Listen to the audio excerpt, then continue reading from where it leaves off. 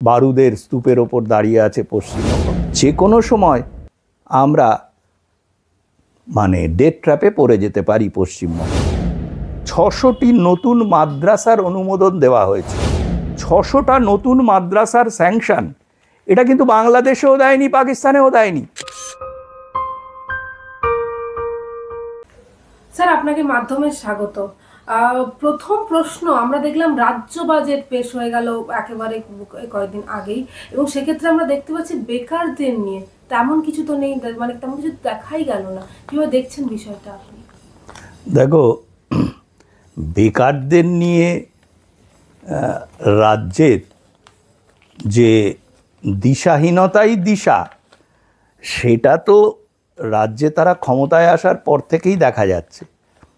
যেমন 2008 সালে যখন তিনি ক্ষমতার দাবিদার হয়ে প্রথম অবতীর্ণ হলেন 8-9, তখন 9 সালের পার্লামেন্টারি ইলেকশনের আগে রাজ্যের বর্তমান মুখ্যমন্ত্রী বলেছিলেন যে ক্ষমতায় আসার 6 মাসের মধ্যে আমরা রাজ্যের শিল্পের জোয়ার বইয়ে দেব। তখনকার খবরের কাগজের কাটিংও আমার কাছে আছে। শিল্পের জোয়ার বলতে আমরা যেটা বুঝেছি সেটা হচ্ছে টাটার বিতরণ এবং রাজ্যবাসীকে জ্ঞান দেওয়া চপ শিল্প, তারপরে ওই কাশফুলের বালিশ শিল্প ইত্যাদি ইত্যাদি। আর যেটা আমরা শিল্প দেখেছি সেটা হচ্ছে ঘরে ঘরে ওই কোথাও কি বলবো, সব অস্ত্র শস্ত্র, বোমা শিল্প, এগুলো বারুদের স্তূপের ওপর দাঁড়িয়ে আছে পশ্চিমবঙ্গ। কাজেই এইগুলো তোমার সত্যি কথা বলতে কি, এই ব্লাফ দিয়ে যুব মানুষের মধ্যে একটা হতাশার আমদানি করে তাদেরকে ইউজ করা, এটাই এই সরকারের নীতি। আর সবচেয়ে বড় কথা হচ্ছে এরা করবে কি করে। এই যে বাজেট পেশ হয়েছে, এই বাজেটের টাকার ঘাটতি যদি না হয়, তাহলেও অলরেডি পশ্চিমবঙ্গ সরকারের ঋণ গিয়ে দাঁড়িয়েছে প্রায় 7 লক্ষ কোটি টাকার কাছাকাছি, 6.93। যে কোনো সময় আমরা ডেথ ট্র্যাপে পড়ে যেতে পারি পশ্চিমবঙ্গে। আর এর ফলে তো উন্নয়নের কোনো রাস্তার ব্যাপারই নেই। যা যা উন্নয়নের কথা বলা হচ্ছে পুরোটাই ধাপ্পা। যেমন ধরো, আমি তোমাকে বলি যে কীরকম অদ্ভুত একটা সরকার, যে এখানে কি বলবো, যে রাজ্যের উচ্চশিক্ষায় একটা বাজেট রেখেছে, কিন্তু উচ্চশিক্ষায় কিন্তু ম্যাক্সিমাম টাকা খরচা হয় না। বুনিয়াদী শিক্ষা এবং যে প্রাইমারি শিক্ষা, সেকেন্ডারি শিক্ষা, স্কুল লেভেলের, সেই জায়গায় কোনো টাকার বরাদ্দ তো আমি ওদের দেখলাম না। কিন্তু আশ্চর্য হচ্ছে, 3254টি সরকারি স্কুল বন্ধ হওয়ার মুখে। আর এই বাজেটে যেটা দেওয়া হয়েছে, 600টি নতুন মাদ্রাসার অনুমোদন দেওয়া হয়েছে।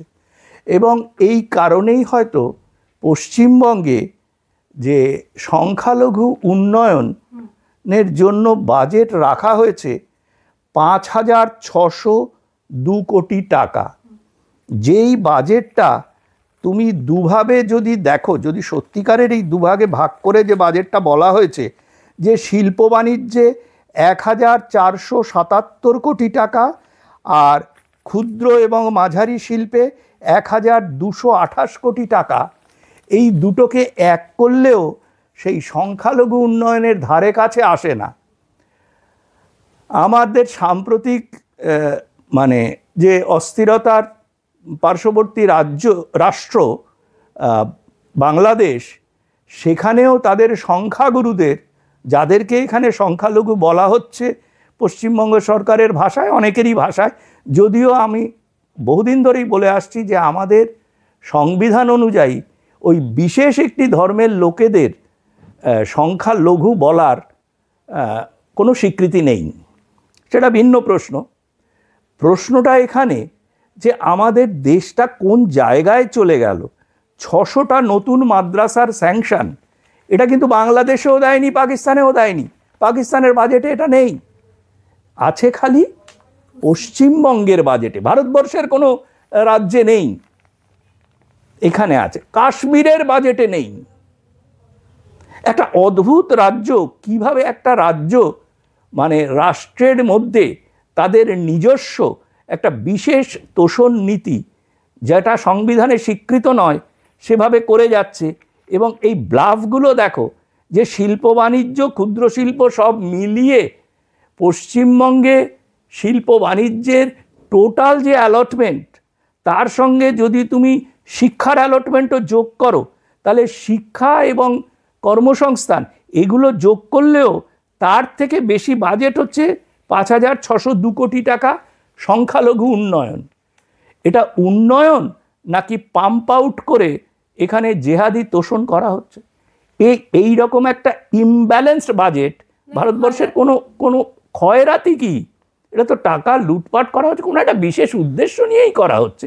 সেটা পশ্চিমবঙ্গ সরকারেরই তারা দিতে বাধ্য। শুধু তাই নয়, এই যে বলা হচ্ছে আমাদের বিভিন্ন রকম প্রকল্পের নামে ধাপ্পাবাজি, সেটা যে চলছে, সেইখানেও কিন্তু হাত পড়েছে সরকারের। যেমন ধরো 24-25-এ স্বাস্থ্যসাথী প্রকল্পে তাদের বরাদ্দ ছিল 2,765 কোটি টাকা, 25-26-এ যেখানে বাড়ার কথা সেখানে হচ্ছে 1,858 কোটি টাকা। এটা ধাপ্পাবাজি নয়? কন্যাশ্রী প্রকল্প নিয়ে আমাদের মুখ্যমন্ত্রী খুব গর্ব করেন।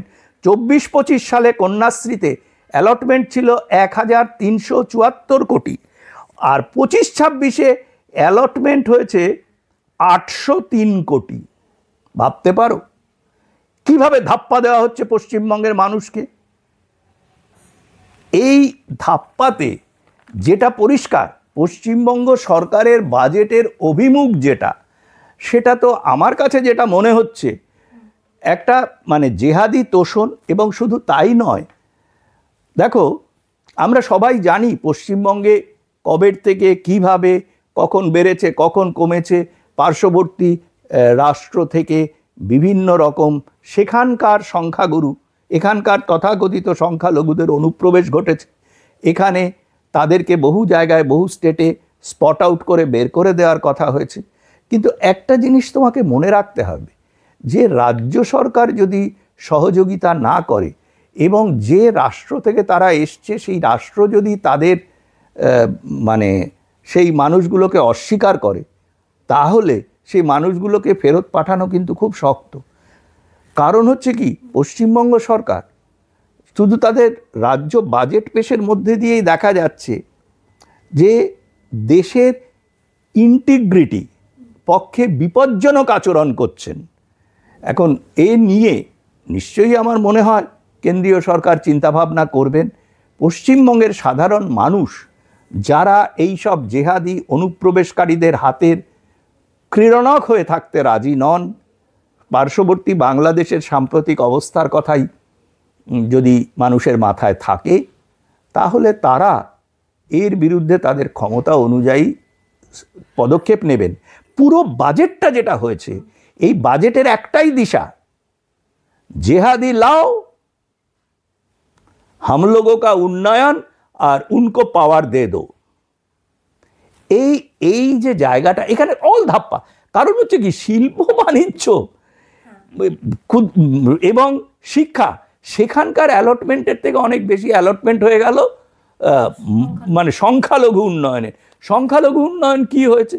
তাহলে সংখ্যালঘুরা পশ্চিমবঙ্গে এত উন্নত শ্রেণীর উঠে গেছে যে তাদের আর উন্নয়নের প্রয়োজন নেই। তাদের উন্নয়ন করলে তো এবারে ঊর্ধ্বগমন করাতে হয়।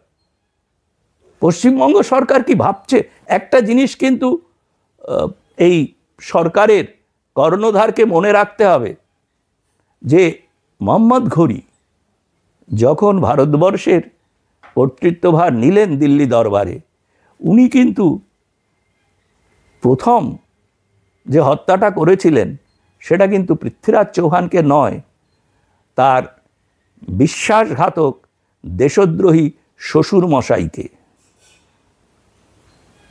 আজকে যদি পশ্চিমবঙ্গে ক্ষমতা কোনো রকমভাবে জেহাদিদের হাতে চলে যায়, তাহলে তাদের প্রথম বলি হবে এই সরকারের নেতৃত্বে থাকা লোকগুলো, তারা কি এটা ভুলে গেছে? নাকি তারা এমন ঘোড়ার পিঠে উঠেছে যে আর এই পাগলা ঘোড়ার পিঠ থেকে নামতে পারছে না? এটা বাজেটই নয়।